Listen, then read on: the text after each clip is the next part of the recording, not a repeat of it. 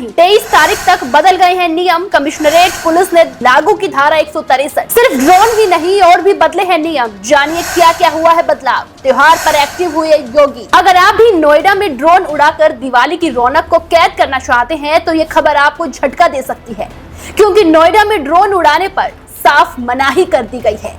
Commissionerate police ने आदेश जारी किया है कि दीपावली और अन्य त्योहारों की सुरक्षा को देखते हुए ड्रोन उड़ाने पर रोक है। आपको बता दें, जिले में अब भारतीय नागरिक सुरक्षा संहिता यानी कि BNS की धारा 163 लागू कर दी गई है। कमिश्नरेट पुलिस ने यह फैसला इसीलिए लिया है ताकि त्योहारों के दौरान कोई गड़बड़ी ना हो और कानून व्यवस्था काबू में रहे।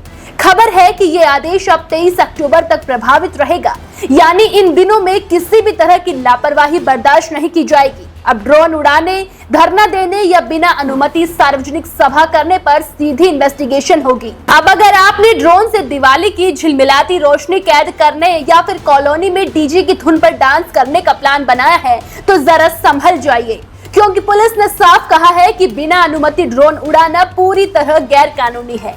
धार्मिक स्थलों, बाजारों और आवासीय इलाकों में लाउडस्पीकर या फिर डीजे की आवाज 40 से 75 डेसिबल से ज्यादा नहीं हो सकती।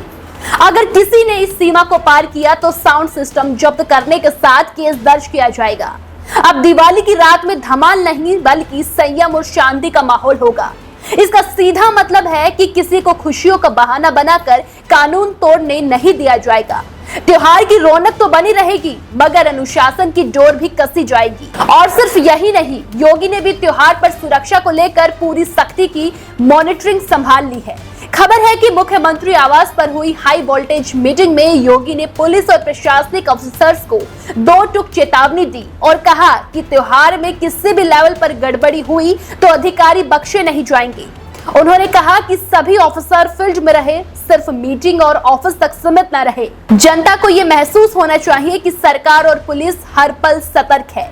किसी भी संदिग्ध गतिविधि या फिर विवाद की सूचना पर ऑफिसर्स को फौरन मौके पर पहुंचने का आदेश है। इसके साथ ही सरकार और पुलिस ने इस बार दिवाली पर सुरक्षा का हाईटेक प्लान बनाया है। नोएडा समेत पूरे प्रदेश में सीसीटीवी और ड्रोन कैमरा से निगरानी की जा रही है। बाजारों, मंदिरों और भीड़ भाड़ वाले इलाकों में हर गतिविधि पर रियल टाइम नजर रखी जा रही है। ट्रैफिक पुलिस को विशेष निर्देश है कि भीड़ भाड़ के समय पार्किंग ऐसी जगह कराई जाए जिससे रास्ता जाम ना हो। तो वहीं संदिग्ध व्यक्तियों की पहचान के लिए फेस डिटेक्शन सिस्टम का भी प्रयोग हो रहा है। योगी सरकार ने पुलिस को निर्देश दिया है कि किसी को कानून की आंखों से बचने का मौका न मिले, यानी अब हर ड्रोन, हर गाड़ी, हर चेहरा पुलिस की निगरानी में रहेगा। त्योहारों में सिर्फ सुरक्षा ही नहीं बल्कि सफाई और व्यवस्था भी प्राथमिकता पर है।